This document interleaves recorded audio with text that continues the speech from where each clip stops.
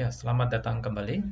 Di sesi ini kita akan membahas mengenai non-independent variables atau variabel yang dia sebenarnya tidak independen satu sama lain. Oke.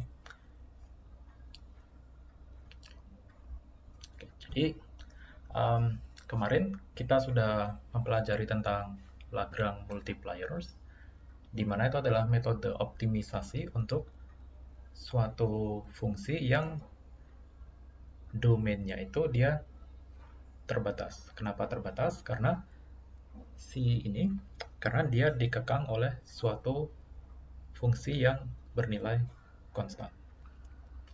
Nah, karena muncul suatu fungsi yang bernilai konstan ini, makanya variablesnya akan saling terikat satu sama lain. Nah, ini juga masalah yang dihadapi oleh non-independent variables. Tapi di sini kita akan melihat ini dari sisi turunan parsial, karena kalau kita tidak cermat di sini dengan variabel yang saling terikat, saling related satu sama lain, nanti turunan parsialnya akan bermasalah ya. Jadi turunan parsialnya akan ambigu di sini.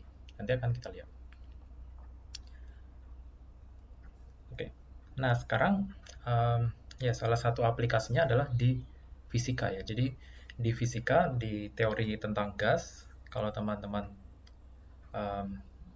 ya saya yakin teman-teman sudah belajar di mata kuliah fisika ya, bahwa di teori gas ada yang disebut dengan gas ideal, dan gas yang ideal ini akan memenuhi persamaan PV sama dengan nRT ya. Jadi ada ada beberapa proses isobarik dan lain-lain nanti akan memenuhi PV sama dengan nRT. Ya kalau tidak salah. Jadi saya bisa mohon mungkin bisa dilihat lagi di mata kuliah fisika. Ya, tapi di salah satu problem di fisika adalah ini ya, di termodinamika, yaitu di teori gas ideal, bahwa ada beberapa besaran atau kuantiti yang dia itu diekspresikan dengan 3 variabel ini ya umumnya, yaitu pressure atau P, volume atau V, dan suhu atau temperatur yang dinotasikan dengan variabel T di sini. Nah, masalahnya adalah beberapa kuantiti tersebut untuk sebagai fungsi dari PV dan T ini, masing-masing PV dan T ini akan terikat satu sama lain dengan persamaan gas ideal, yaitu PV sama dengan nRT, di mana nR di sini bersifat konstan ya. Oke. N itu adalah jumlah molekul ya kalau nggak salah. Dia akan konstan. Kenapa ya? Karena gasnya tetap, dia hanya berpindah mungkin volume, berubah suhu, atau mungkin berubah tekanan. Oke. Kita akan lihat dari sini, ini adalah salah satu contoh nyata di fisika, tapi kita akan lihat nanti secara general di matematika. Kita akan lihat apabila bahwa kita tidak menaruh perhatian yang hati-hati di sini, di variabel yang saling terikat ini, nanti turunan parsialnya akan ambigu. Oke, kita akan langsung lihat contohnya di sini. Oke, jadi kita punya suatu fungsi, katakanlah x tambah y, fungsi dari x dan y di sini. Nah, kalau kita lihat lebih jauh, x dan y-nya ini adalah fungsi variabel yang lain. Kalau kita lihat, x-nya ini adalah fungsi variabel u, dan y ini adalah fungsi dari variabel u dan v, di mana u sama dengan x di sini, oke. U sama dengan x dan y sama dengan u tambah v.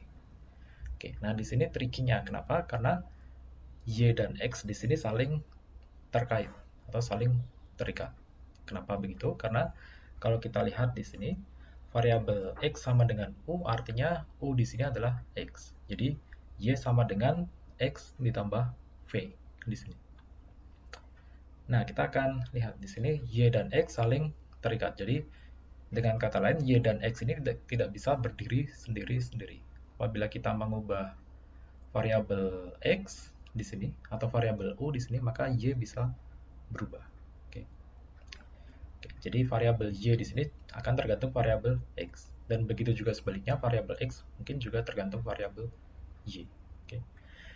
Nah, sekarang kita akan coba hitung turunan parsial dari f terhadap x dan turunan parsial f terhadap u. Oke. Nah, kalau kita hitung di sini,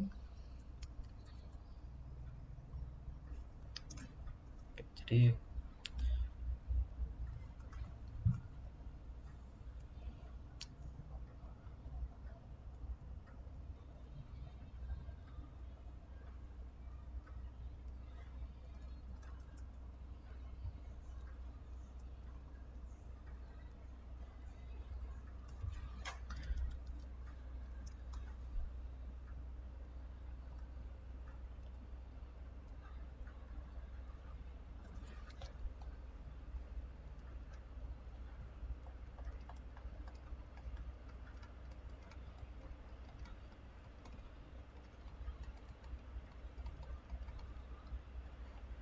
oke, jadi fokus dari sini adalah kita akan fokus ke ini, ke notasi atau ke cara menghitung turunan parsial apabila variabelnya itu tidak saling independen. Oke. Keturunan parsial. Jadi kita punya contoh tadi, yaitu ini. Kita punya suatu fungsi fx, y, yaitu x plus y. Apabila kita turunkan partial f partial x, maka akan kita dapatkan yaitu 1 ya. Jadi dari sini partial f partial x adalah 1. Nah, sekarang kita lihat untuk partial f partial u di sini. Oke. Nah, di sini ya mungkin untuk menghitung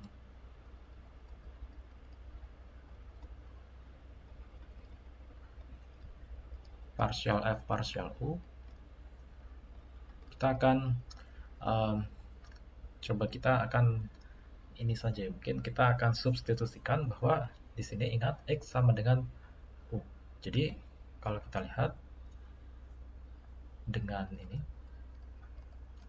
dengan x sama dengan u, maka y akan sama dengan x tambah v. Oke.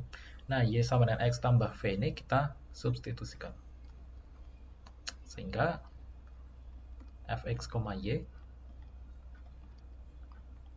akan sama dengan ya, x tambah v, atau 2x tambah v. Oke. Oke.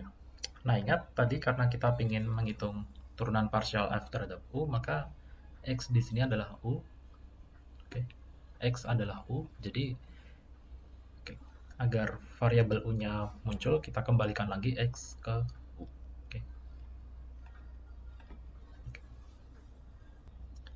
Ya, mungkin di sini kurang efisien ya. Mungkin tadi sebaiknya langkah awal adalah langsung kita jumlahkan saja, yaitu y sama dengan u plus v ini kita masukkan ke fungsi f di sini. Jadi akan kita dapatkan bahwa f sama dengan x ditambah u ditambah v, di mana x adalah u, maka kita akan dapatkan u plus v, yaitu 2u plus v. Itu mungkin akan menghasilkan langkah yang lebih efisien ya daripada yang saya tulis di Blackboard ini ya.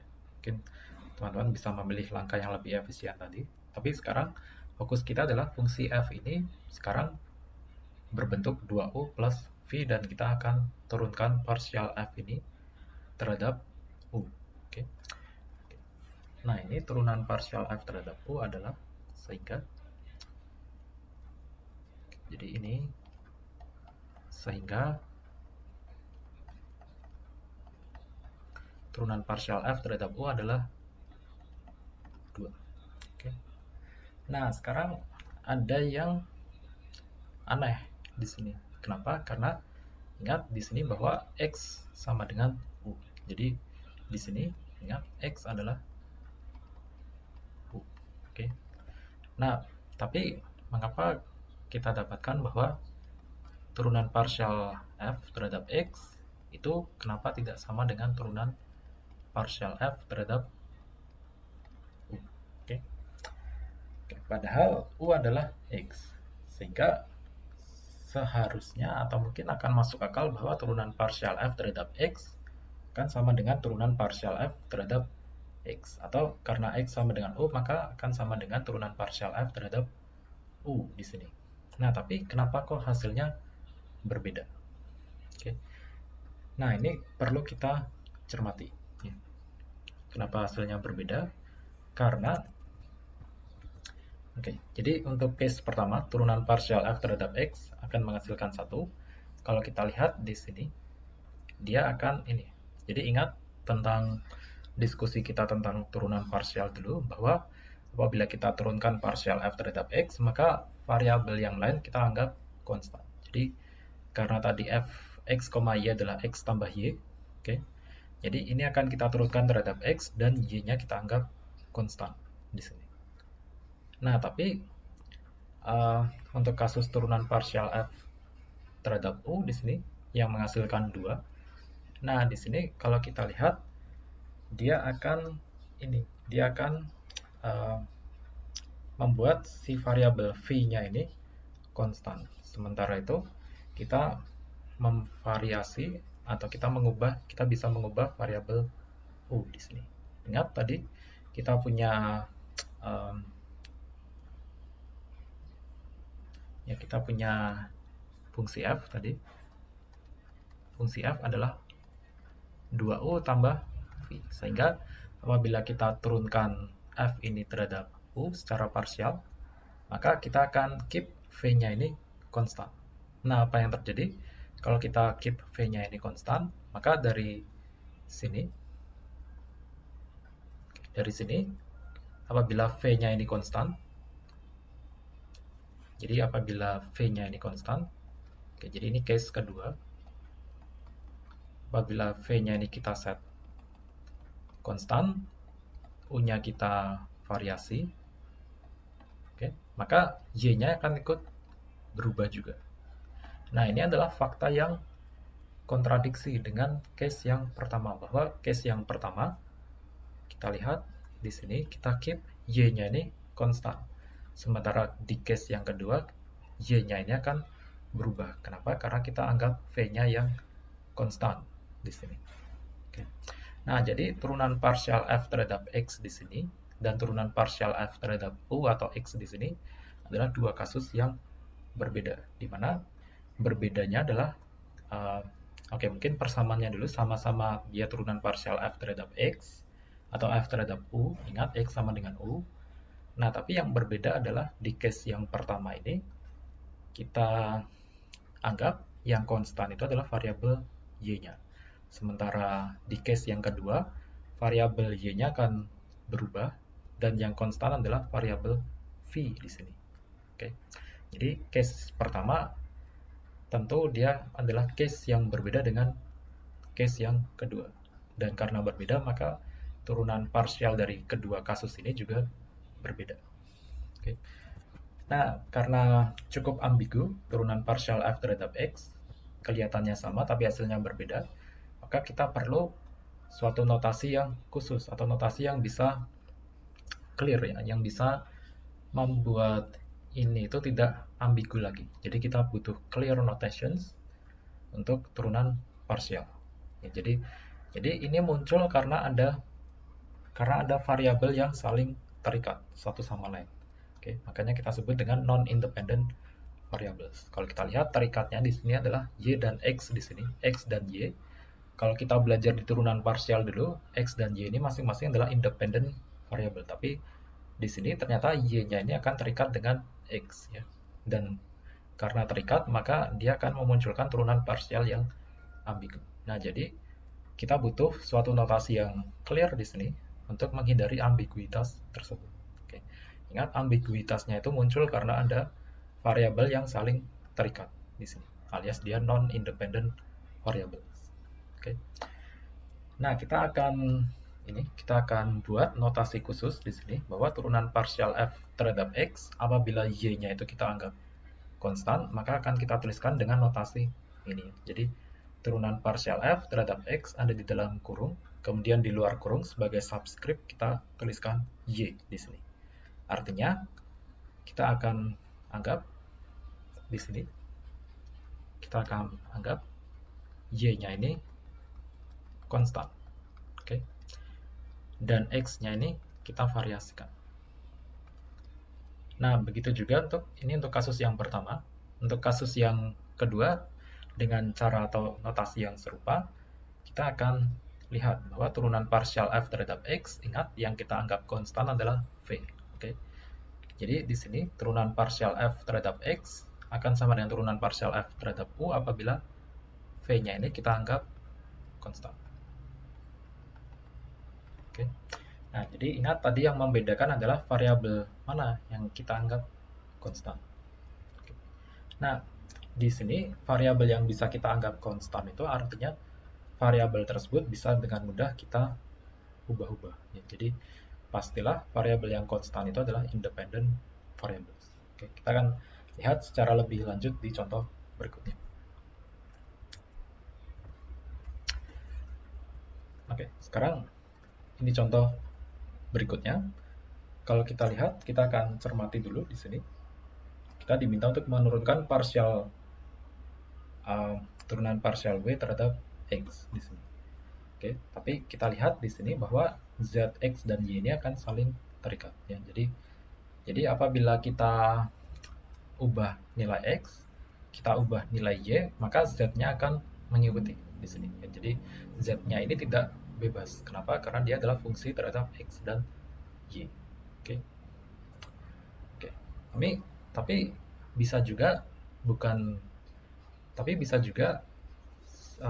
kita balik sudut pandang kita. Bisa jadi x di sini adalah fungsi z dan y, yaitu apabila kita ubah z dan kita ubah y, maka x di sini akan mengikuti. Oke, x di sini akan tidak bebas. Dan begitu juga y, dia bisa juga fungsi dari x dan z. Apabila kita ubah x dan kita ubah z, maka y di sini akan mengikuti. Jadi di sini akan terjadi keributan ya. Mana yang harus kita anggap independent variables, mana yang kita anggap dependent variables. Oke. Nah, tadi kalau saya contohkan pertama, yaitu z ini dia terikat dengan nilai x dan y, maka di sini kita anggap x dan y adalah independent variables, sementara z-nya ini adalah dependent variables. Oke. Nah, kita akan tinjau untuk kasus ini ya, untuk beberapa kasus ini, yaitu di sini kita akan turunkan partial w terhadap x. Berarti artinya apa? Artinya x ini haruslah independent variables. Kenapa? Karena kita akan turunkan terhadap x, artinya kita akan mengubah-ubah nilai x ya. Kita akan memvariasikan nilai x di sini, artinya x haruslah independent variables. Oke. Nah, sekarang akan terjadi perdebatan. Oke. Yang mana yang akan menjadi dependent variable atau yang mana yang akan menjadi independent variable yang lainnya? Apakah y atau z? Oke. Nah, di sini kita bisa bagi ke dua kasus. Kasus yang pertama adalah ketika kita menganggap y itu adalah independent variable yang lain. Oke. Ingat tadi x adalah kita sudah tetapkan tadi x adalah sudah pasti dia adalah independent variable karena dia adalah ini variabel yang akan kita turunkan w terhadap variabel tersebut, yaitu turunan partial w terhadap x. Oke, jadi x di sini adalah independent variables. Nah, sekarang kita anggap y sebagai independent variables. Oke. Nah, di kasus pertama ini, apabila kita anggap y sebagai independent variables, maka kita akan lihat bahwa karena si z-nya ini adalah dependent variables, maka kita bisa hilangkan dia ya. Jadi kenapa? Agar kita bisa dapatkan fungsi w ini terhadap terhadap variabel-variabel independennya. Berarti apa tadi? Independent variabelnya adalah x dan y. Oke.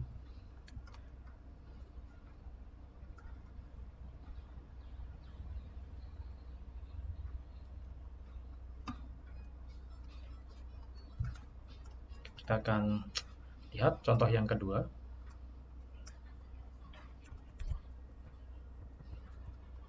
Jadi yang tadi kita lihat di contoh pertama. Ya, jadi ini bisa kita bilang contoh pertama. Yang ini adalah contoh kedua. Ini adalah contoh untuk melihat seperti apa ambiguitas dari turunan parsial apabila kita tidak set mana yang independen, mana yang dependent variablesnya. Oke. Jadi ini hanya berlaku untuk ini ya. Ini berlaku untuk variabel yang saling terikat ya, yang tidak saling independen satu sama lain. Dia akan menyebabkan ambiguitas. Nah, sekarang kita lihat di kasus pertama.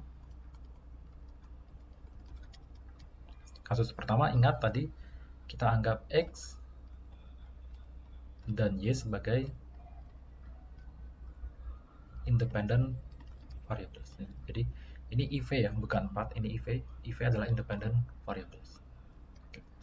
Nah, apabila kita anggap X dan Y sebagai independent variable, kita ingin B-nya ini sebagai fungsi X dan Y, yaitu fungsi terhadap independent variables. Jadi kita bisa substitusi Z di sini untuk menghilangkan variabel Z-nya. Jadi kita lihat di sini, maka B sama dengan X kuadrat tambah Y kuadrat ditambah Z kuadrat. Ingat, Z kuadrat adalah X kuadrat tambah Y kuadrat. Ini kita kuadratkan. Nah, maka akan kita dapatkan B sama dengan X kuadrat ditambah Y kuadrat tambah dalam kurung X pangkat 4 ditambah 2X kuadrat Y kuadrat, oke, ditambah Y pangkat 4. Atau sama dengan X kuadrat ditambah Y kuadrat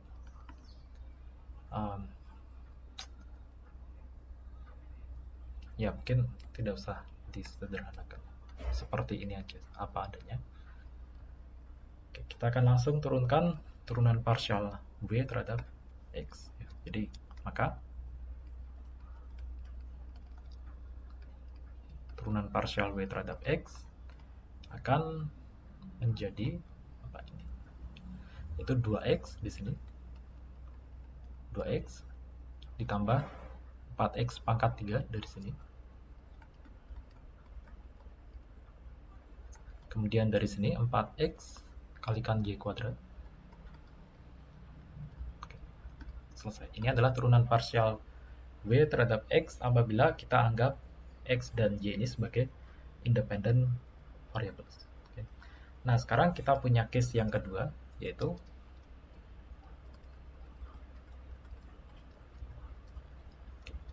ketika kita anggap tadi Y-nya sudah, berarti sekarang kita akan anggap Z ya. Z sebagai independent variables.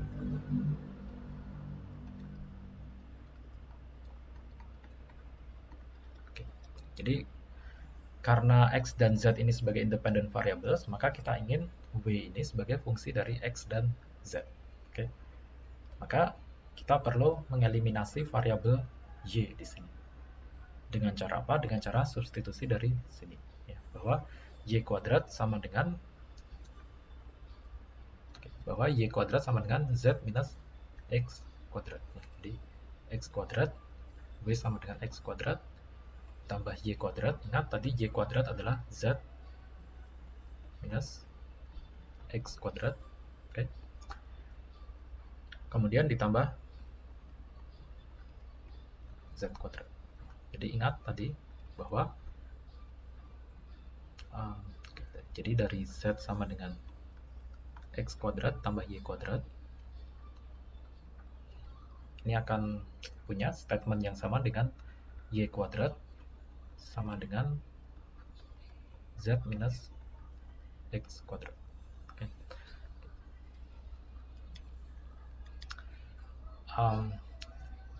Ya, jadi ini apabila kita sederhanakan, maka X kuadrat akan saling cancel ya, di sini. maka fungsinya akan menjadi W sama dengan berapa? Z tambah Z kuadrat. Nah, apabila kita turunkan ini terhadap X secara parsial, maka karena ini bukan suatu fungsi X, maka turunan parsialnya adalah 0. Oke. Nah, di sini lagi-lagi kita dapatkan sama-sama turunan parsial W terhadap X, tapi hasilnya berbeda. Karena apa? Karena tergantung independent variables mana yang kita pilih. Ya, jadi yang atas kita pilih Y sebagai independent variables dan X tentunya. Dan yang case kedua kita pilih X dan Z sebagai independent variables. Oke. Maka kita butuh notasi yang clear untuk keduanya. Bahwa untuk ini kita akan notasikan dengan turunan parsial W terhadap X, di mana si Y-nya ini kita anggap konstan. Oke. Untuk yang kedua, ini adalah turunan parsial W terhadap X, di mana kita anggap Z-nya ini sebagai konstan. Ya. Jadi ini kalau kita lihat di sini, W sama dengan fungsi X dan Y. Apabila kita turunkan parsial terhadap X, maka ingat di diskusi kita beberapa pertemuan dulu, bahwa turunan parsial W terhadap X ini artinya Y-nya ini kita anggap konstan ya di sini. Atau di sini turunan parsial W terhadap X kita anggap Z-nya sebagai konstan ya, karena Z-nya ini adalah independent variable, sementara yang atas Y-nya adalah independent variable. Oke.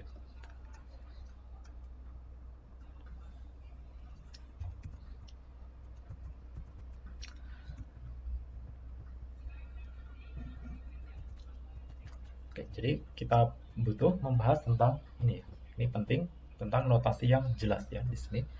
Ini sangat penting untuk turunan parsial apabila variabelnya ini saling terikat. Oke. Oke, jadi untuk kasus yang lebih general, katakanlah kita punya fungsi multivariabel terhadap X, Y, Z, dan T, yaitu 4 variabel ya di sini. Maka apabila X, Y, Z, dan T-nya ini terikat oleh suatu fungsi G sama dengan C di sini, oke, maka kita akan punya 3 variabel yang bisa independen, sementara satu yang lain dia pastilah dependent. Oke. Oke. Apabila kita punya 2 fungsi konstan, maka bisa kita bilang nanti kita akan punya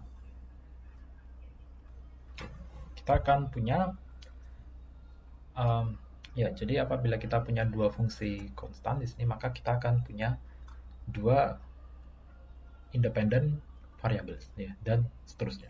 Oke.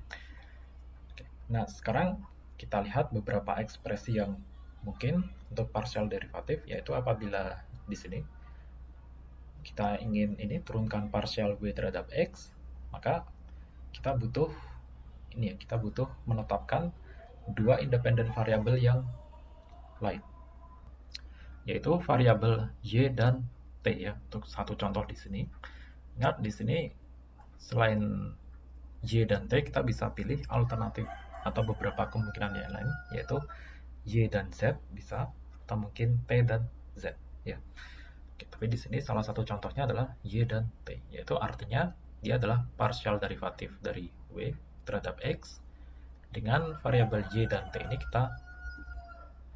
kita set konstan ya. Oke. Karena kita bisa set Y dan T ini sebagai konstanta, maka Y dan T ini pastilah independent variables. Oke, jadi dengan kata lain, X, Y, dan T ini adalah independent variables. Sementara itu, Z adalah dependent variable atau variabel terikat.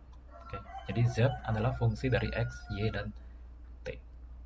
Dan ini diperoleh dari solve persamaan ini G sama dengan C. Oke, suatu persamaan atau suatu fungsi yang bernilai konstan di sini.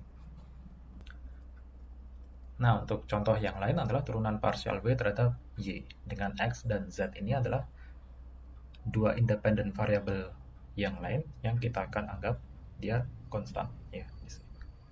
Oke. Oke, jadi kita butuh bahas tentang clearer atau notasi yang jelas. Oke, jadi kita bahas tentang notasi yang jelas tersebut.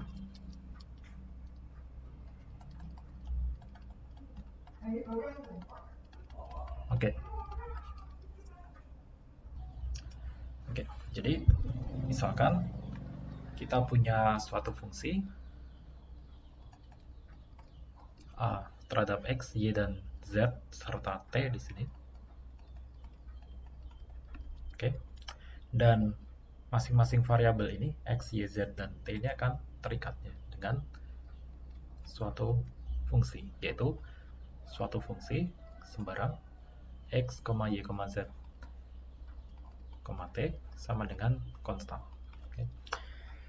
Oke, maka di sini katakanlah, oke, jadi katakanlah kita ingin menurunkan partial W terhadap X ya di sini. Jadi katakan kita ingin mengamati perubahan W terhadap X.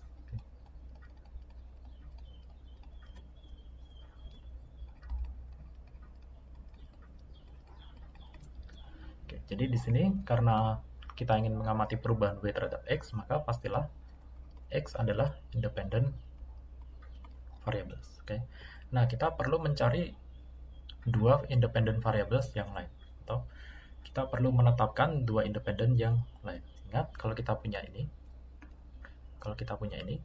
maka artinya kita punya fungsi G sama dengan konstan ini, dia akan membuat tiga independent variables dan satu dependent variables. Oke. Oke. Nah, apabila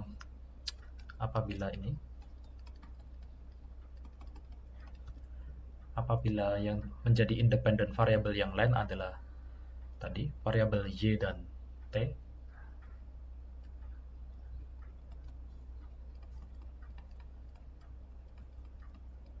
maka kita akan dapatkan ekspresi turunan partial F terhadap X yang kita set Y dan T itu konstan. Oke.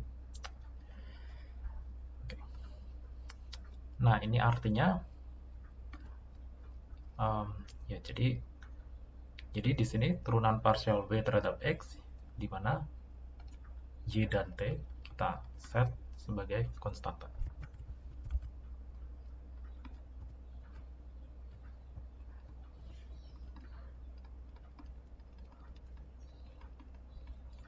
Oke.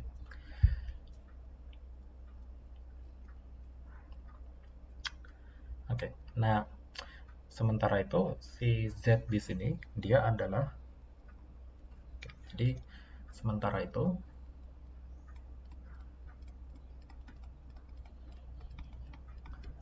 Z di sini, ingat tadi variabelnya ada X, Y, Z, dan T. X, Y, dan T adalah independent variables. Oke. Berarti Z adalah dependent variables, yaitu Z sebagai fungsi dari X, Y, dan T. Kenapa? Karena independent variablesnya adalah X, Y, dan T. Oke. Oke, ini adalah T ya di sini. Oke. Nah, sekarang contoh yang lain adalah ini ya. Jadi contoh yang lain adalah turunan partial W terhadap Y apabila kita set X dan Z-nya itu konstan. Oke.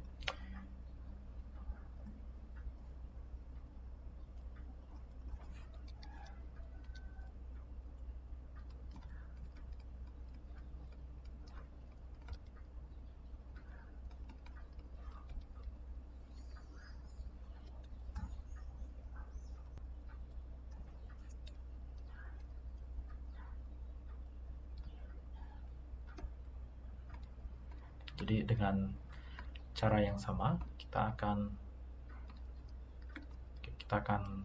di sini sudah jelas kita akan tetapkan bahwa si Y-nya ini adalah independent variables. Oke. Nah, tadi kita ingin bahwa x dan z-nya ini kita held constant. Jadi berarti apabila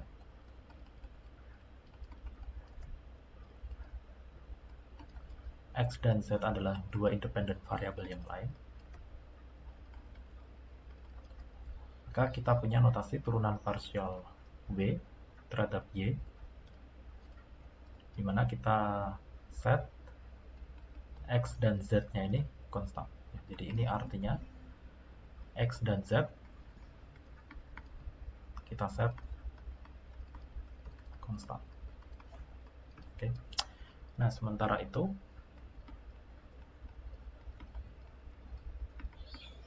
tadi karena independent variablesnya berarti adalah y, x, dan z di sini, berarti satu variabel yang sisa yaitu t, dia adalah fungsi dari x, y, dan z. Oke. Karena si t-nya ini adalah dependent variables. Oke. Nah, sekarang kita bisa tahu ya bahwa dari sini, dari dua contoh ini, sebenarnya ini ada banyak contoh yang lain ya, karena ada banyak kemungkinan mana yang kita akan set sebagai independent variables ya, di sini. Tapi di sini kita lihat saja untuk dua contoh perwakilan ini, kita bisa lihat. Jadi apabila kita menemui suatu turunan parsial dengan notasi ini, katakanlah, nah ini bisa kita tahu yang mana independent variablesnya secara langsung. Jadi kita lihat di sini turunan parsial w terhadap x, y dan t dianggap konstan, maka independent variablesnya adalah x, y, dan t. Ya, jadi sisanya berarti adalah dependent variables di sini. Oke. Sisanya apa? Sisanya adalah variabel z ya di sini. Kenapa? Karena tadi variabelnya ada 4, yaitu x, y, z, dan t. Ya. Oke. Nah, sekarang apabila kita menemui notasi seperti ini, turunan parsial w terhadap y, di mana x dan z-nya ini kita anggap konstan, maka kita akan langsung tahu bahwa independent variabelnya adalah y, x, dan z. Sisanya, t adalah dependent variables, atau dia adalah fungsi terhadap x, y, dan z. Oke.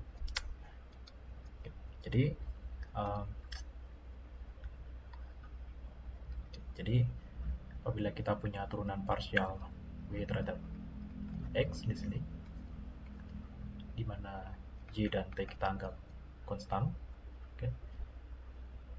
dan kita punya bahwa w adalah suatu fungsi x, y, z, dan t,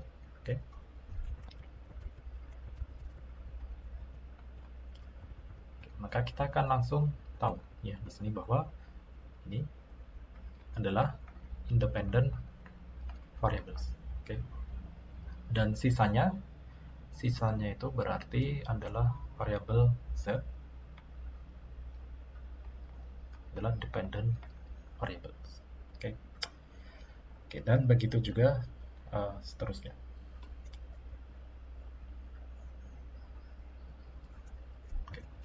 Nah, tapi untuk menghitung turunan parsial dari ini, masing-masing dari sini, turunan parsial w terhadap x atau mungkin w terhadap y, yang mana independent variablesnya ditetapkan, kita tidak perlu untuk mencari tahu ekspresi dari fungsi ini, fungsi dependent variablesnya, yaitu z sebagai fungsi dari x, y, dan t, atau t sama dengan fungsi dari x, y, dan z. Kita tidak perlu secara eksplisit tahu bentuk ini ya, bentuk fungsinya.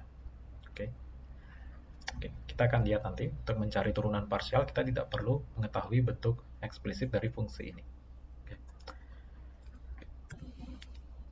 Nah, sekarang daripada mungkin sudah banyak yang bingung, kita akan langsung mencari tahu cara untuk menghitung turunan parsial untuk variabel-variabel yang saling terikat satu sama lain. Nah untuk menghitungnya kita memakai dua cara, yaitu cara yang pertama dengan total differential atau dengan cara differentials, dan cara yang kedua adalah dengan memanfaatkan chain rule. Kita akan lihat. Jadi nanti di akhir dari example 1 kita punya 4 example di sini. Di akhir example 1 kita akan melihat kapan kita harus menggunakan total differential, kapan kita harus menggunakan chain rule. Jadi ini bukan suatu keharusan ya. Jadi ini adalah suatu saran atau mungkin saran kapan kita menggunakan total differential, kapan kita menggunakan chain rule agar langkah kita lebih efisien ya. Tapi bukan suatu keharusan ya. Jadi mohon maaf tadi diralat bukan suatu keharusan tapi sekedar saran saja. Oke, ini adalah contoh yang pertama. Di example 1 ini kita punya fungsi ini ya. Dan kita akan turunkan terhadap y, tapi ternyata masing-masing variabel x, y, z, dan t ini terikat dengan fungsi ini ya. Dia diikat dengan suatu fungsi ini. Oke. Dan di sini ditetapkan bahwa si independent variablesnya adalah x dan t. Jadi x dan t sebagai independent variables dan juga y ya, karena kita ingin turunkan partial w terhadap y di sini. Oke. Gimana caranya? Oke. Kita akan bahas dengan cara pertama dengan cara total differential.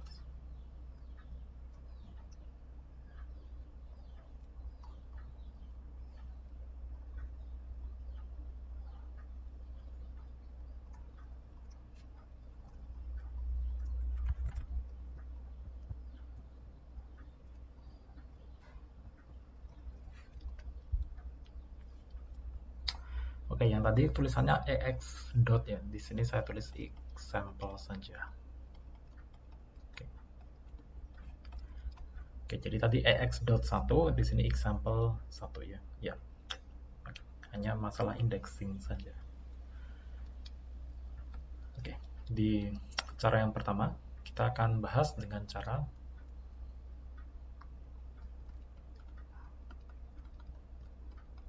total differentials.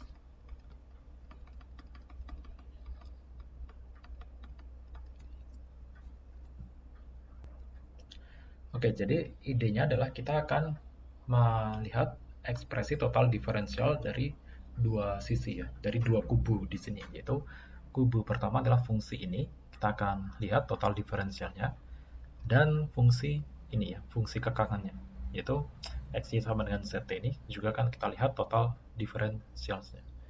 Oke, jadi dari fungsi yang pertama, kita akan dapatkan ekspresi total differentials dari sini. Oke, jadi dari W sebagai fungsi ini, sebagai fungsi x, y, z, dan t, atau mungkin saya tuliskan saja ulang, x pangkat 3 kalikan y minus z kuadrat t. Oke. Kita akan peroleh total differentials, yaitu jadi maka total differentialnya adalah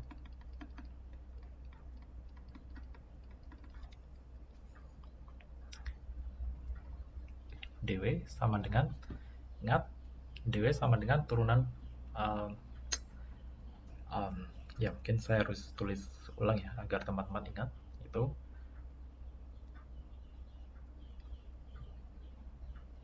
wx dikalikan dx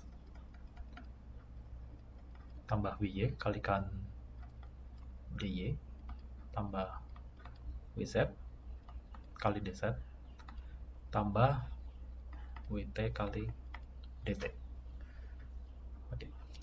Maka kita akan dapatkan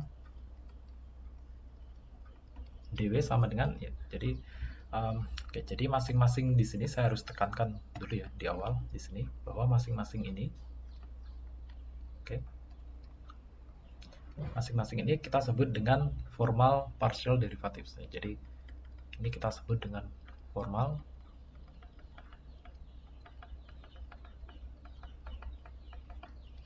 apa itu formal partial derivative? Ini adalah turunan parsial yang kita pelajari di sebelumnya. Jadi kita mengabaikan dulu bahwa ini adalah variabel-variabel yang saling terikat ya. Tadi ingat x, y, z, dan t ini saling terikat di sini. Kita akan abaikan dulu ini, fakta ini. Kita akan abaikan untuk menghitung formal partial derivative. Jadi turunan parsial W terhadap X di sini atau Wx artinya adalah variabel Y, Z, dan T akan kita anggap konstan di sini ya. Dan begitu juga seterusnya, yaitu By di sini, dia adalah turunan parsial W terhadap Y apabila variabel yang lain, X, Z, dan T kita anggap konstan, dan seterusnya. Oke. Kita hitung dulu Bx-nya dulu, formal partial derivatif Bx, dia akan bernilai dari sini 3x kuadrat. Oke. 3x kuadrat, kemudian kita kalikan dx di sini. Kemudian ditambah turunan partial W terhadap Y, formal partial derivatif ya, ingat, yaitu x pangkat 3 di sini. Kemudian kita kalikan dengan dy. Oke. Kemudian ditambah wz, yaitu minus 2z ya, di sini. Ada yang salah kah? Oke, ini ada yang salah ya. Jadi ini turunan parsial terhadap x adalah 3x kuadrat y ya di sini. Mohon maaf. Kemudian di sini ya ini sudah benar. Ini x pangkat 3 sudah benar. Nah, yang di sini berarti minus 2z. Oke. Turunan parsial terhadap z, formal parsial derivatif.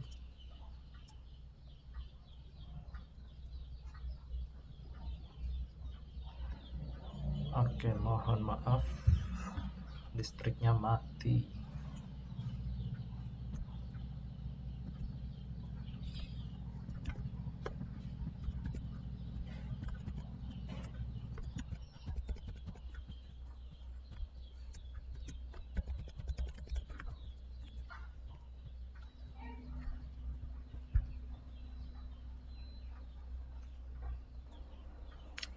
Oke,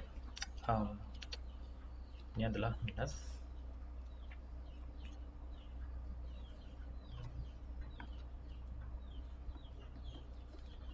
2z ya, jadi minus 2z kalikan t.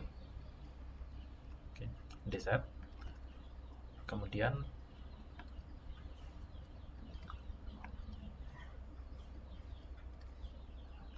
Kemudian minus z kuadrat.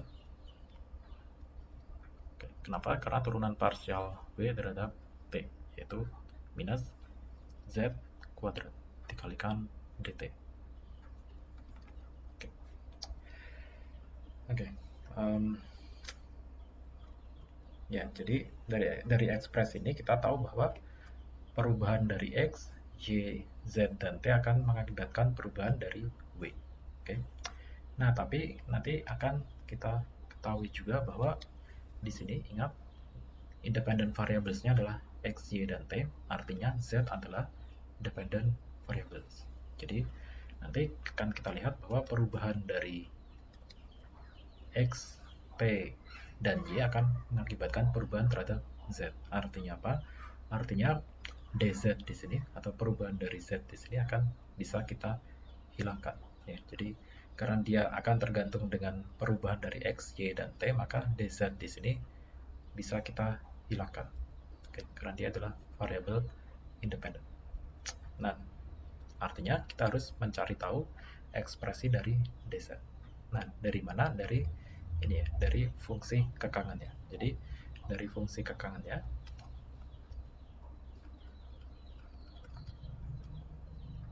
yaitu xy sama dengan zt, maka kita akan peroleh total differentials-nya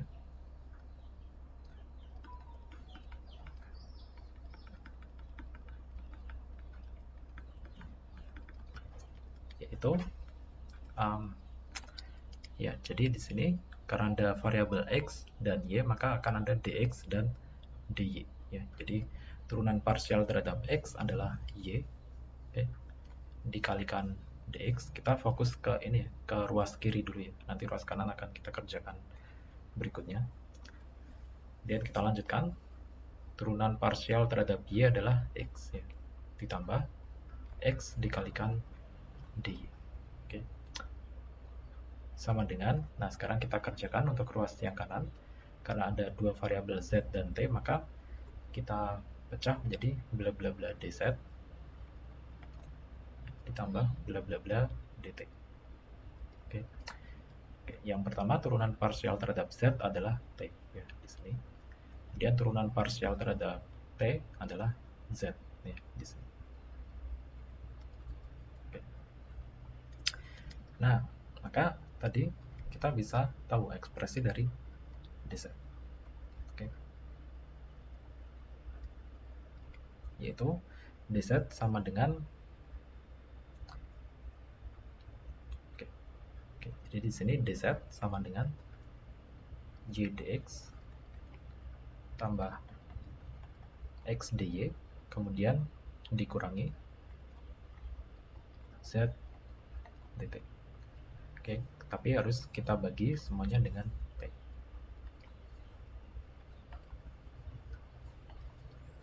Oke. Nah, kenapa kita butuh mencari tahu ini variabel dz? Karena tadi z adalah sebagai variabel dependent. Jadi kita harus eliminasi. Jadi karena ini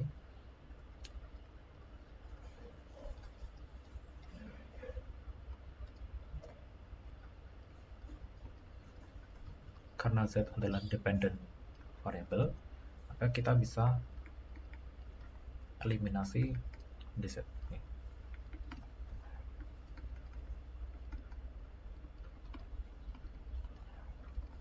Dengan cara substitusi dz ini ke dalam persamaan dw. Jadi dengan cara substitusi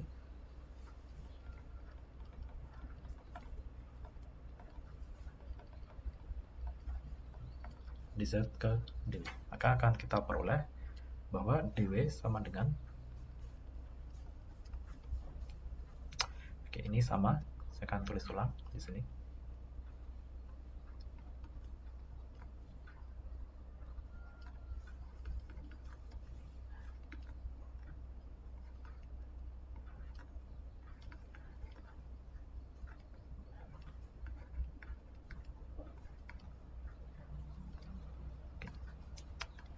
Nah, ini adalah bagian yang ini ya, bagian dz-nya akan saya beri warna yang berbeda.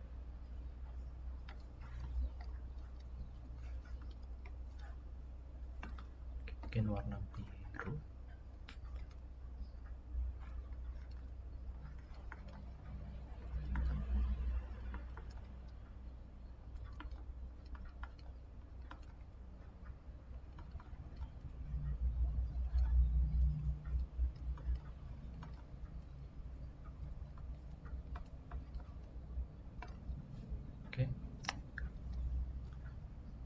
Kemudian masih ada satu lagi yaitu minus z kuadrat dt.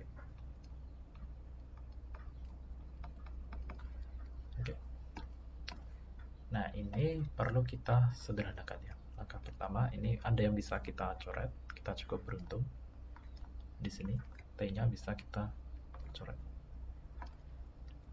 Ya, jadi kita sederhanakan dengan cara mengelompokkan ya. Jadi by collecting terms ya di bahasa Inggris, tapi di bahasa Indonesia berarti dengan ya kelompok mengelompokkan ya masing-masing differentials. Jadi dengan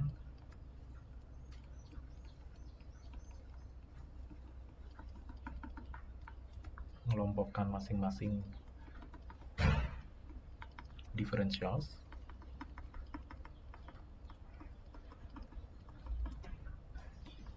ingat differentials ada dx, dy, dan dt ya di sini. Oke. Maka akan diperoleh dw sama dengan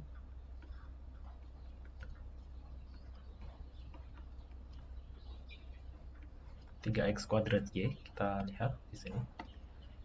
Oke, jadi dx kan kita kelompokkan dengan dx ya. Jadi 3x kuadrat y akan dijumlahkan dengan berapa?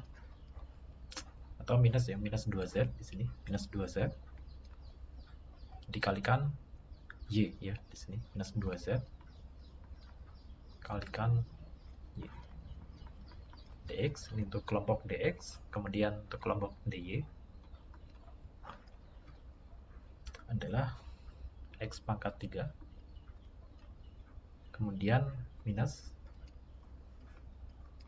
2z dikalikan x ya, di sini 2z kalikan x dy. Oke. Kemudian untuk kelompok dt kita akan dapatkan minus z kuadrat di sini. Kemudian minus 2z dikalikan minus z ya. Jadi akan sama dengan plus 2z kuadrat.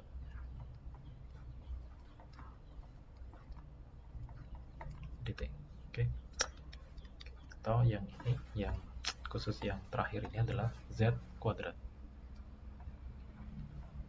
Oke. Nah, dari sini maka ketahuan sudah bahwa ini kalau kita lihat kemarin di total differential ini adalah ekspresi dari ini masing-masing ini, dia adalah ekspresi dari turunan partial w terhadap x. Oke. Ketika variabel yang lain kita anggap konstan ya, dy dan dt kita y dan t kita anggap konstan. Kemudian yang ini adalah turunan partial w terhadap y ketika dua variabel yang lain kita anggap konstan, yaitu x dan t. Kemudian yang ini adalah turunan partial w terhadap terhadap t ketika x dan y-nya kita anggap konstan. Oke. Nah, dari sini maka ketahuan sudah bahwa turunan partial ini, maka turunan partial w terhadap y tadi diminta di soal adalah turunan partial w terhadap y ketika x dan t-nya kita anggap konstan. Oke. Adalah ini ya, berarti x pangkat 3 minus 2z dikalikan x. Oke, selesai. Oke. Nah, tapi kita tidak akan berhenti di sini ya. Jadi ini adalah salah satu cara, yaitu dengan cara total differential. Nah, sekarang kita lihat untuk cara yang lain, yaitu dengan cara chain rule. Oke. Jadi sekarang kita akan bahas dengan cara chain rule.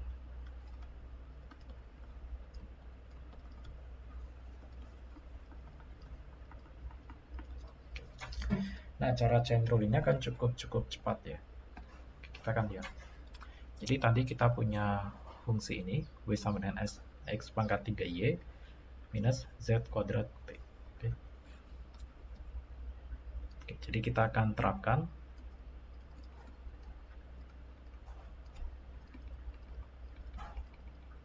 chain rule ke fungsi tadi, yaitu fungsi w sama dengan bla bla bla dan satu fungsi yang lain yaitu x y sama dengan zt. Ya, di sini fungsi kekangan ya berarti. Jadi ke fungsi w sama dengan apa tadi? X pangkat 3y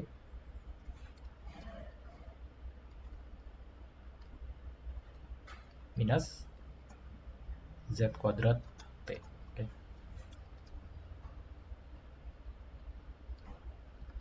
Dan satu lagi yaitu xy sama dengan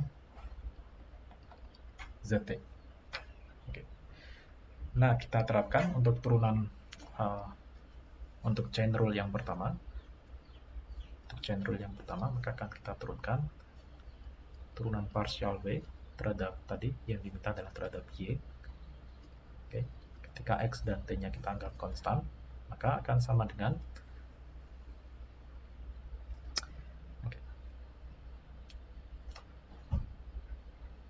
jadi dengan ini ya, dengan aturan chain rule, maka kita akan dapatkan di sini yaitu adalah ini bisa di refer lagi ya ke aturan chain rule apabila mungkin ada yang lupa. Jadi ini adalah kasus chain rule dengan banyak variables. Jadi judulnya adalah chain rule with more variables. Oke.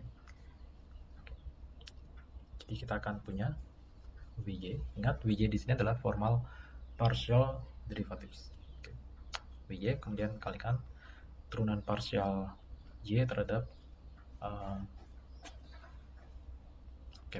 mungkin kita mulai dari x dulu saja agar runtut nih di sini.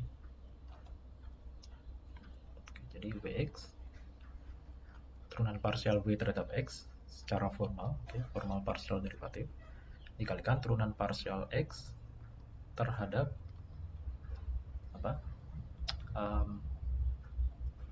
terhadap y ya di sini karena diminta terhadap y. Oke. Nah, tapi di sini kita diminta untuk ini, kita diminta agar x dan t-nya ini konstan. Oke. Jadi kita diminta bahwa x dan t di sini konstan. Oke. Oke, tapi karena ini dari sini berarti kalau kita lihat dari sini berarti x sama dengan z kali t bagi y. Oke. Nah, apabila kita turunkan partial x terhadap y, maka di sini sudah pasti x dan t ini sebagai independent variables. Jadi ini sebenarnya tidak kita butuhkan ya, notasi ini, notasi yang lebih jelas ini sebenarnya tidak kita butuhkan. Tapi kalau ingin ditulis juga sah-sah saja. Oke. Karena ini tidak ambigu untuk ini, maka kita tidak butuhkan notasi tersebut. Oke, kemudian ditambah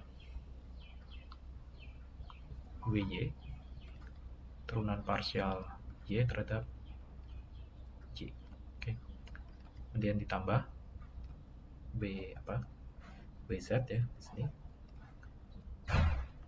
Dz per dy. Kemudian ditambah Wt dt per dy. Oke. Nah, di sini kita perlu cermati bahwa di sini x dan t ini kita set konstan. Ya, jadi ini kita set konstan. Artinya apa? Artinya apabila kita turunkan partial x, partial y di sini karena x-nya konstan, maka ini akan menghasilkan 0. Oke. Ini akan menghasilkan 0 z t ya di sini. T karena t-nya konstan, maka di sini akan menghasilkan 0. Oke. Turunan partial y terhadap y akan menghasilkan 1. Nah, sekarang masalahnya di sini, turunan partial z terhadap y. Oke. Ingat tadi kita punya ini ya, kita punya fungsi ini. Jadi z ini adalah sebagai fungsi dari x, y, dan t. Oke. Tadi kita sepakati bahwa z ini adalah independent variables. Terhadap variabel apa? Terhadap variabel x, y, dan t. Ya, jadi terhadap independent variable x, y, dan t. Oke. Tapi kita ingin cari tahu partial z hanya terhadap y di sini. Nah, caranya gimana? Jadi ini akan kita cari. Dengan cara menerapkan chain rule untuk yang kedua. Tapi ini kita sederhanakan dulu. Maka nanti hasilnya adalah Vx 0. Dx dy-nya 0. Partial x, partial y-nya 0. Maka dia adalah Vg. Vy tambah Vz. Kemudian turunan partial z terhadap y. Oke. Nah, di sini mungkin langsung bisa kita cari saja, yaitu berapa di sini? Wy-nya, Wy adalah x pangkat 3. Ya, jadi x pangkat 3 ditambah Wz di sana adalah minus 2z. Minus 2z kalikan t. Oke. Tapi masih harus dikalikan dengan turunan partial z terhadap y. Dan ini masih belum kita ketahui. Ya. Nah, untuk mengetahui turunan partial z terhadap y, maka kita terapkan chain rule untuk ini ya, yang kedua di sini. Itu Oke, mungkin di bawah saja.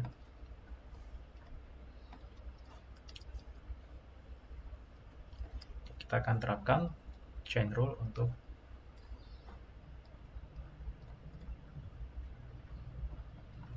ini ya, untuk fungsi kekangannya akan kita terapkan chain rule di situ. Oke.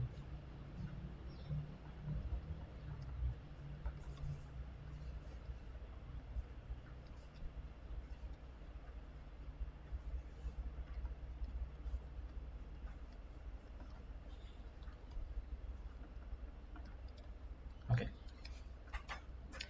Nah, apabila kita lihat di sini sama ya dengan cara ini, dengan cara chain rule di sini, maka akan kita dapatkan nanti di sini turunan parsial terhadap X adalah Y ya. Jadi kita evaluasi dulu untuk ruas yang di kiri, turunan parsial terhadap X adalah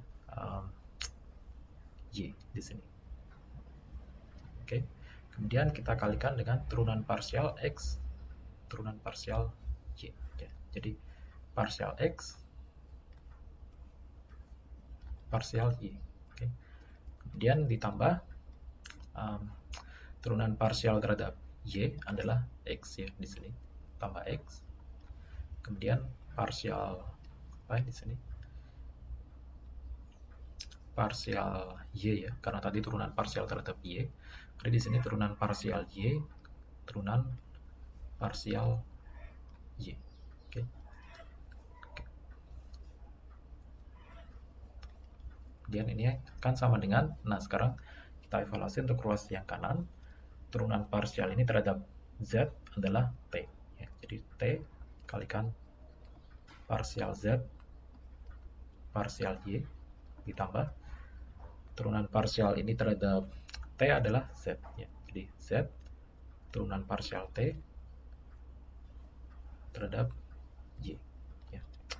Nah, tapi sekarang dengan cara yang sama ya. Tapi sekarang dengan cara yang sama, dengan cara yang ini, maka kita akan peroleh karena X dan T-nya ini kita anggap konstan, maka ini akan bernilai 0 ya.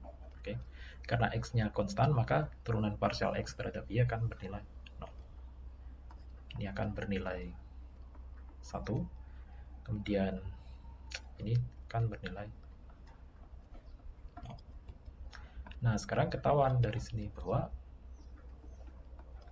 turunan parsial Z terhadap Y adalah ini ya, adalah yaitu X per T. Ya, jadi di sini X per T. Oke. Nah, maka kita bisa tahu sekarang parsial ini, parsial B, parsial Y ketika X dan T kita anggap konstan.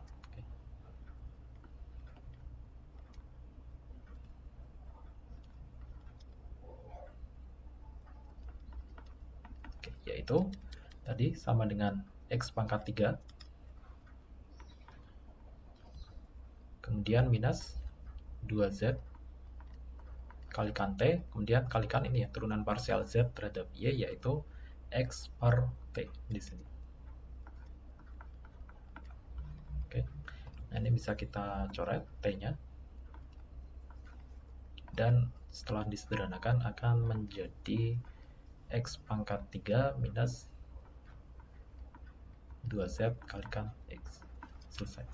Dan hasilnya akan sama ya. X pangkat 3 minus 2ZX dan X pangkat 3 minus 2ZX di sini. Oke, nah sekarang apabila kita cermati dari kedua cara ini, maka ada persamaannya, hasilnya sama, tapi juga ada perbedaannya. Di cara yang pertama, total diferensial dia akan menghasilkan 3 diferensial sekaligus ya di sini. Jadi kita akan langsung menghasilkan turunan parsial B terhadap X, terhadap Y, dan terhadap T ya di sini. Oke, dengan variabel yang lain kita set konstan di sini.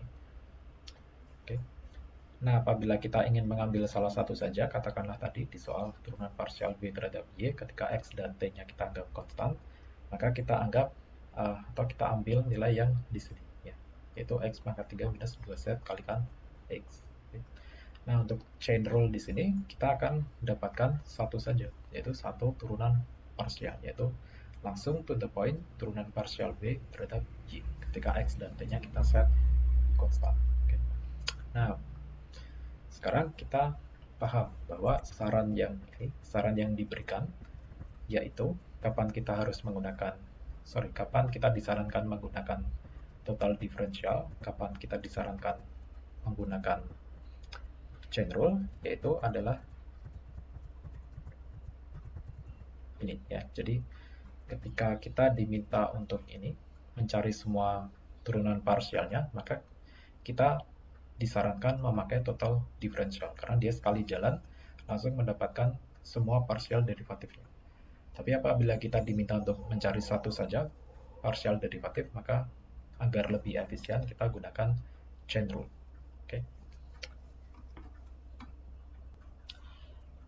Oke, kemudian untuk contoh yang kedua, saya tidak akan jelaskan secara detail ya seperti di Blackboard tadi.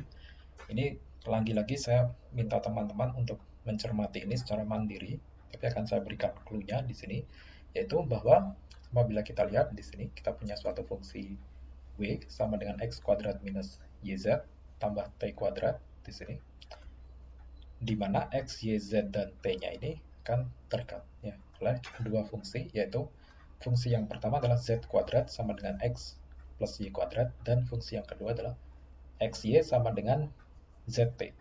Oke.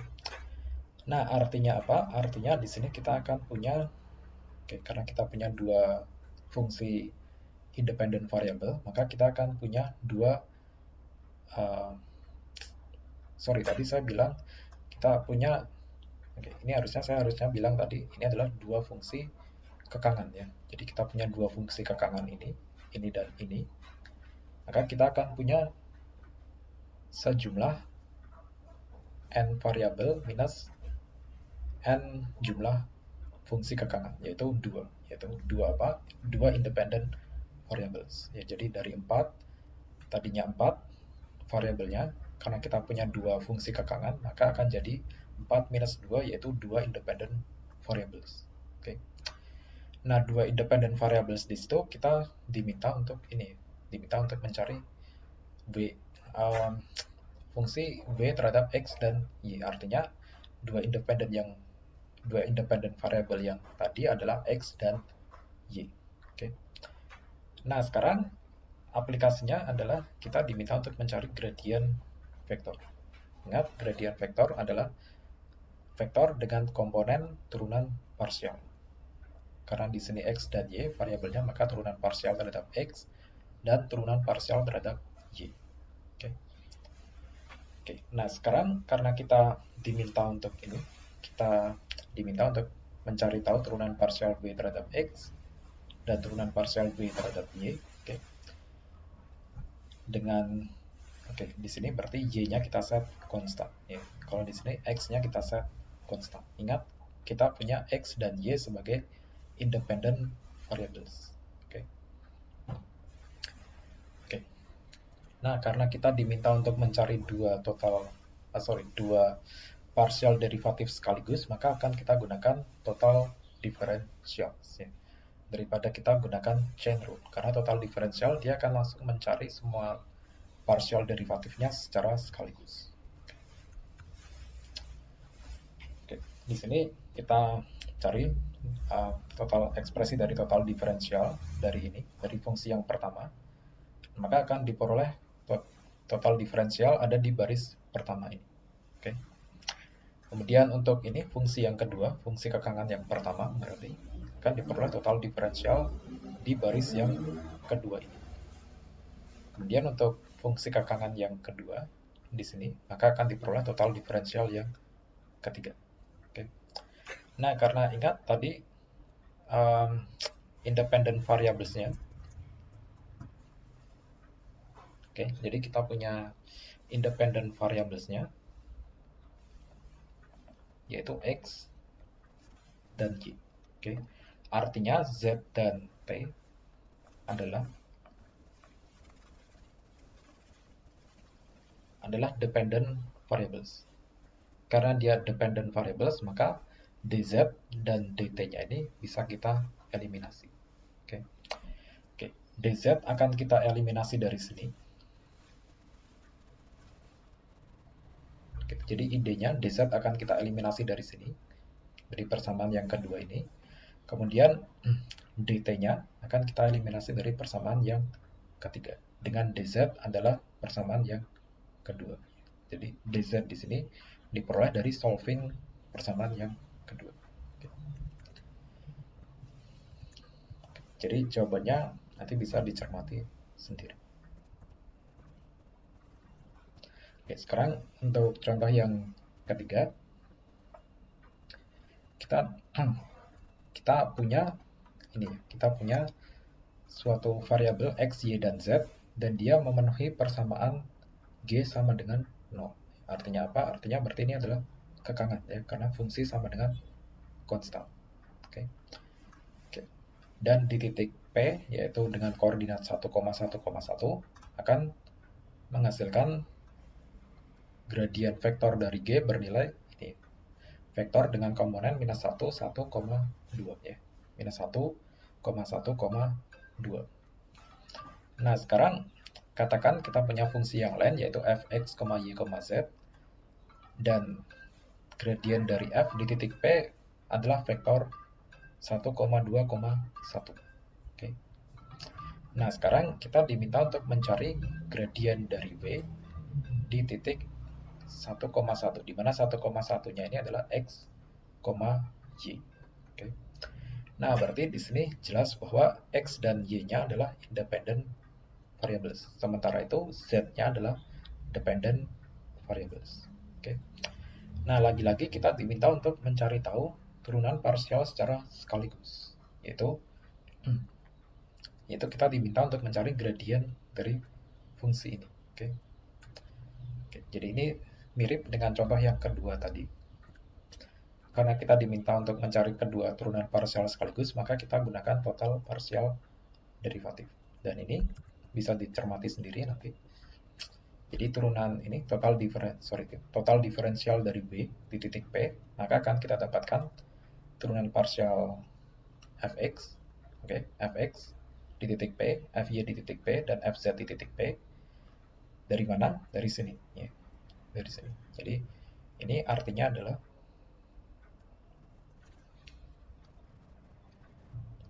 jadi ini adalah fx. Ya. Fx yang kita evaluasi di titik P. 2 di sini adalah fy yang kita evaluasi di titik P, dan 1 di sini adalah fz yang kita evaluasi di titik P. Oke. Oke. Nah, maka hasilnya adalah ini ya. Jadi fx-nya adalah 1 di sini. Oke, fx-nya adalah 1. Oke, fx 1. Maka 1 kalikan dx. Oke, 1 kalikan dx. Kemudian fyp, oke, fyp sama dengan 2. Oke, jadi 2 dy. Fzp adalah 1. Jadi 1 kalikan dz. Oke. Dengan cara yang sama, maka kita bisa tinjau juga total diferensial dari G di titik P. Nah, sekarang kita akan eliminasi apa yang akan kita eliminasi, diferensial yang mana? Yaitu diferensial dari dependent variables ya. Jadi ingat yang kita eliminasi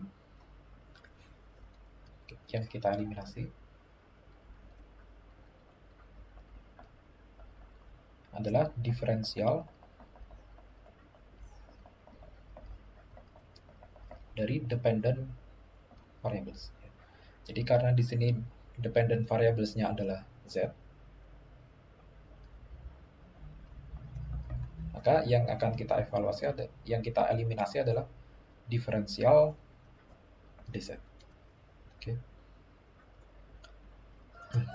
Oke, nah diferensial dari dz ini nilainya adalah ini ya, kita ambil dari baris kedua ini, yaitu dz sama dengan dx minus dy bagi 2. Jadi dari mana? Dari baris yang kedua ini, yaitu dz sama dengan dx minus dy kemudian bagi 2. Oke. dan dz-nya akan kita substitusikan ke persamaan yang di atas untuk eliminasi dz. Jadi akan kita peroleh total diferensial dari V di titik P adalah ini ya. Artinya apa? Artinya berarti 3/2 ini adalah turunan parsial V terhadap X ya. Ketika Y-nya kita anggap konstan dan seterusnya. Oke. Jadi gradien dari V adalah 3/2, 3/2. Oke. Nah, untuk contoh yang keempat ini agak tricky ya.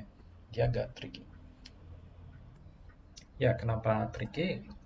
Ya, karena kita tidak mengetahui apa ekspresi dari variabel V di sini. Itu fungsi dari X dan R di sini kita nggak tahu bentuknya seperti apa. Jadi di sini kita diminta untuk menyelesaikan ini secara konseptual ya. Oke.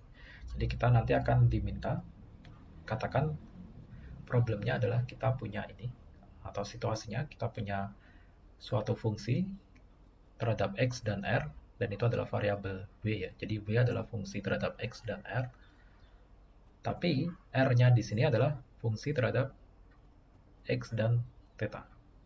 Oke. Oke, nah sekarang kita diminta untuk mencari ekspresi dari turunan parsial B terhadap R ketika theta-nya kita set konstan. Oke. Oke. Nah, artinya oke, atau mungkin ini ya, di dalam ini nyatakan dalam ini ya, dalam partial derivative of B. Ingat formal partial derivative of B dan R ya di sini. Oke. Oke.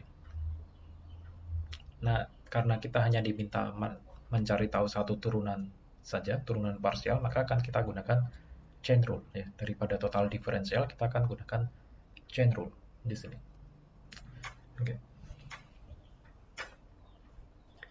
Oke, nah yang perlu kita ketahui adalah karena di sini R dan theta adalah independent variable, maka X-nya berarti adalah dependent variables. Okay.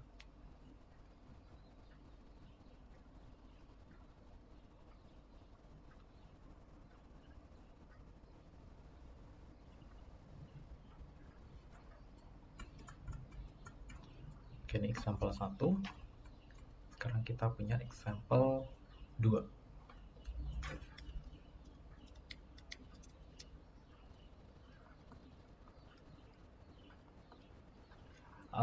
Ya di Blackboard adalah example 2, tapi di PPT adalah example 4. Jadi kita akan mengikuti PPT saja, yaitu example 4.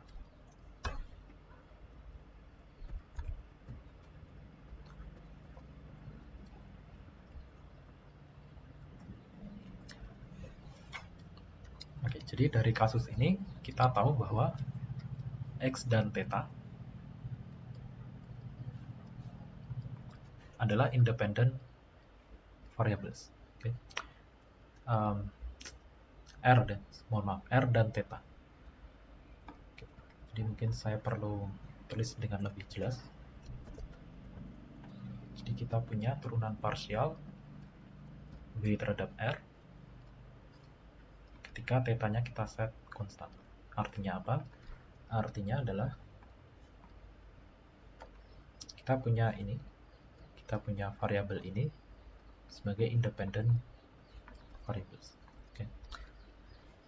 Jadi artinya adalah R dan theta adalah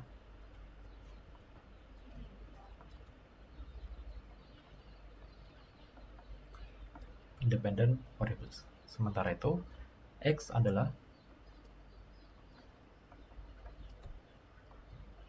dependent variables. Oke. Oke. Nah, kita akan gunakan chain rule. Di sini kita akan gunakan chain rule.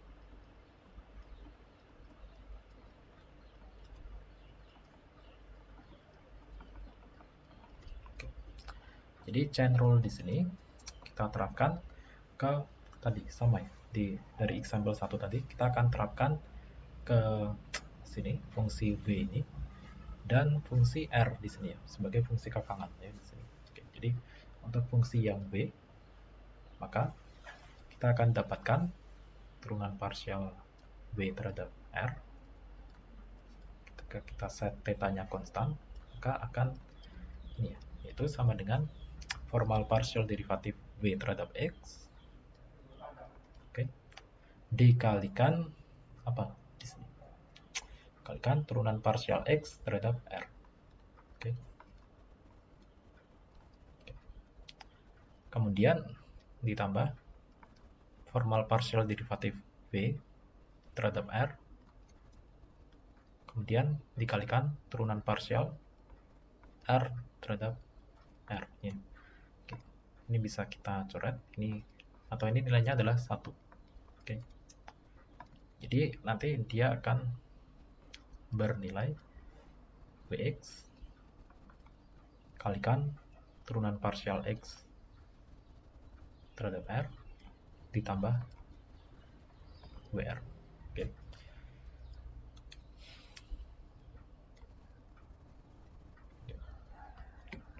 Nah, kemudian dari fungsi kekangannya kita akan dapatkan, yaitu dari sini kita akan dapatkan turunan parsial R. Oke, mungkin kita ini aja.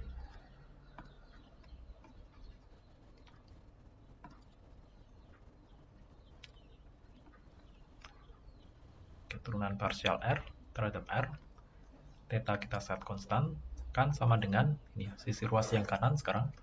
Ruas yang kanan yaitu turunan parsial atau ini saja, atau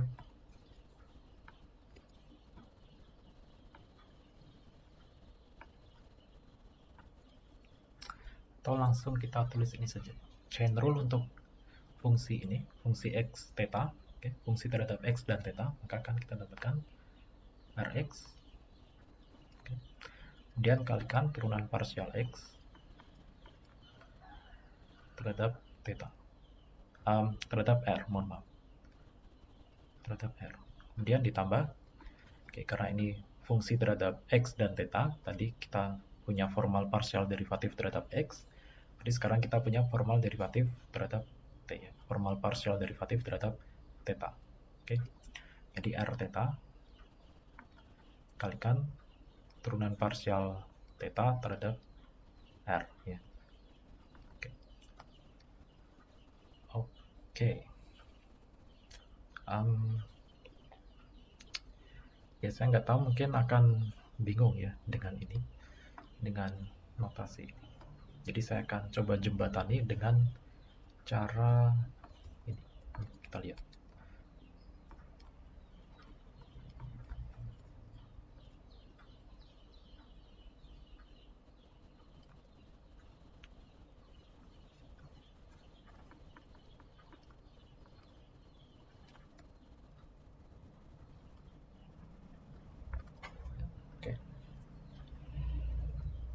Oke.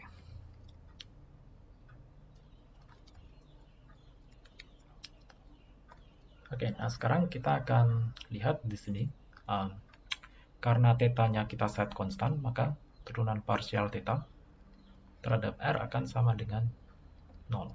Ya. Jadi akan kita peroleh bahwa dari sini kita akan peroleh di sini turunan R terhadap R adalah 1. Ya, jadi 1 sama dengan Rx turunan parsial X turunan parsial X terhadap R. Ya, jadi maka akan equal dengan turunan parsial X terhadap R sama dengan 1 per Rx. Oke. Maka akan kita peroleh dari sini. Maka karena turunan parsial X terhadap R adalah 1 per Rx, maka kita substitusikan ke sini, maka akan kita peroleh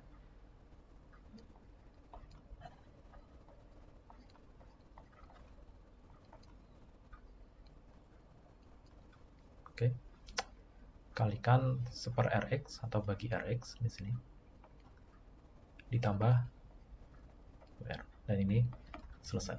Oke. Ingat di sini kita diminta untuk menyatakan ini ke dalam turunan parsial formal dari V dan R, di mana turunan parsial formal dari V adalah ini, Vx dan Vr, dan turunan parsial formal dari R adalah Rx. Oke. Oke. Nah, untuk sampel yang keempat ini mungkin caranya akan lebih cepat apabila kita mengetahui aturan yang mengkoneksikan atau menghubungkan sekumpulan partial derivatif. Jadi kita akan kenal 3 aturan di sini, yaitu aturan reciprocal, chain rule, dan cycling. Apa itu? Oke. Jadi dari sini ini mungkin cepat saja karena ini hanya tambahan sifatnya. Jadi di sini untuk yang pertama yaitu turunan parsial X terhadap Y kalikan turunan parsial Y terhadap X. Ketika Z-nya ini kita set konstan, maka hasilnya adalah 1. Ya. Ini oke, ini tanpa proving mungkin sudah langsung kelihatan ya di sini bahwa turunan parsial X terhadap Y, kemudian kalikan turunan parsial Y terhadap X, maka oke, ini sebenarnya adalah berkebalikan satu sama lainnya. Jadi turunan parsial X terhadap Y itu adalah separ dari turunan parsial Y terhadap X. Jadi kalau keduanya ini kita kalikan akan sama dengan 1. Oke. Nah, ekspresi yang di kiri ini akan mudah untuk diingat. Tapi yang akan kita gunakan most of the time adalah ekspresi yang di kanan. Oke. Jadi ekspresi yang di kiri ini equal dengan ekspresi yang di kanan, yaitu turunan parsial X terhadap Y di sini sama dengan 1 per turunan parsial Y terhadap X. Oke. Jadi ekspresi di kiri akan equal. Dia equal dengan ekspresi yang di kanan. Nah, sekarang kita lihat untuk chain rule di sini. Nah, ini mirip dengan chain rule ini ya, chain rule dengan single variable ya. Jadi apabila kita punya ini turunan parsial X, turunan parsial X terhadap Y, kalikan turunan parsial Y terhadap T, maka akan jadi turunan parsial X terhadap T. Ya, dan ekspresi di kiri ini akan equal dengan ekspresi yang di kanan. Nah, sekarang yang nggak tricky adalah cyclic rule. Ya. Jadi di sini kita lihat turunan parsial X terhadap Y, kalikan turunan parsial Y terhadap Z, kemudian kalikan turunan parsial Z terhadap X akan sama dengan minus 1 ya, tapi bukan 1. Kenapa? Karena variabel yang kita set konstan di sini berbeda ya. Untuk yang di kiri yang kita set konstan adalah Z, di tengah yang kita set konstan adalah X, dan yang terakhir yang kita set konstan adalah Y ya. Hasilnya kan min 1. Oke. Kenapa tidak 1? Karena di sini jadi katakanlah kita punya suatu fungsi terhadap X, Y, dan Z ini sama dengan 0. Oke. Yang ini akan mengekang sekumpulan variabel X, Y, dan Z. Maka kita akan dapatkan bahwa dengan chain rule ya di sini, dengan chain rule, masing-masing dengan chain rule, maka nanti apabila kita inginkan Y dan Z-nya ini sebagai independent variables, maka nanti akan kita dapatkan dengan chain rule ekspresi ini nanti bisa dicek sendiri ya. Oke, maka kita akan peroleh di sini turunan parsial X terhadap Y ketika Z-nya kita set konstan adalah minus Fy per Fx. Oke. Dan ini kita lakukan untuk yang lain, untuk kemungkinan yang lain, untuk kemungkinan independent variables yang lain di sini, di dua baris yang lain ini. Maka kita akan mendapatkan ekspresi ini. Ya. Nah, apabila kita kalikan di sini, turunan parsial X terhadap Y, ini adalah ini, kemudian kalikan ini, maka akan didapatkan ini ya, minus Fy per Fx, kalikan bla bla bla, dan ini akan saling coret ya di sini nanti. Fx akan coret dengan Fx di sini, Fz akan coret dengan Fz di sini, Fy akan coret dengan Fy di sini, maka akan terjadi minus 1 kali minus 1 kali minus 1. Dan hasilnya adalah minus 1. Oke. Dan ini terbukti. Ya, kenapa hasilnya -1? Karena justifikasinya adalah ini. Oke, nah kita bisa kerjakan lagi untuk example yang keempat tadi, namun dengan tadi ya, dengan 3 aturan tadi. Nah, aturan mana yang kita pakai yaitu aturan reciprocal, yaitu dx turunan partial x terhadap r ini adalah seper rx ya di sini. Oke, maka ini langsung bisa kita substitusikan ke sini di aturan chain rule. Ya. Maka akan langsung diperoleh turunan partial w terhadap r ketika θ-nya kita set konstan dan ingin kita nyatakan terhadap formal partial derivatif dari w dan r, maka hasilnya ini ya. Dan ini sama dengan example yang keempat tadi. Oke. Oke, jadi demikian untuk non-independent variables. Sampai di sini dulu. Selanjutnya kita akan bahas tentang partial differential equations. Oke. Oke. Dan ini adalah suatu persamaan yang mengkoneksikan sekumpulan partial derivatif. Ya. Entah partial derivatif order 1, 2, dan seterusnya. Dia akan saling terhubung di sini. Oke. Dan fungsi ininya, fungsi aslinya, kita tidak tahu. Ya. Jadi fungsi multivariabelnya kita tidak tahu, tapi kita tahu hubungan antar partial derivatifnya. Maka kita sebut dengan partial differential equations. Dan sebenarnya ini adalah aplikasi tertinggi dari partial derivatives. Kenapa? Karena banyak fenomena nanti di alam, kebanyakan di fisika atau mungkin di kimia juga mungkin. Nah, itu akan ini kita tidak tahu fungsi multivariabelnya itu seperti apa, tapi kita bisa menurunkan hubungan antar partial derivatives-nya. Oke. Ini akan kita bahas di sesi berikutnya. Tapi kita hanya akan bahas secara singkat saja karena sebenarnya ini cakupan ini ada di mungkin lebih cocok ke persamaan diferensial ya, di mata kuliah tersebut atau saya nggak tahu. Karena ini bahasan yang cukup berat ya. Ini bahasan yang cukup berat. Jadi kalau untuk di cover di mata kuliah KVJ akan sangat-sangat berat. Jadi ini akan kita bahas secara singkat di sesi berikutnya. Oke, terima kasih.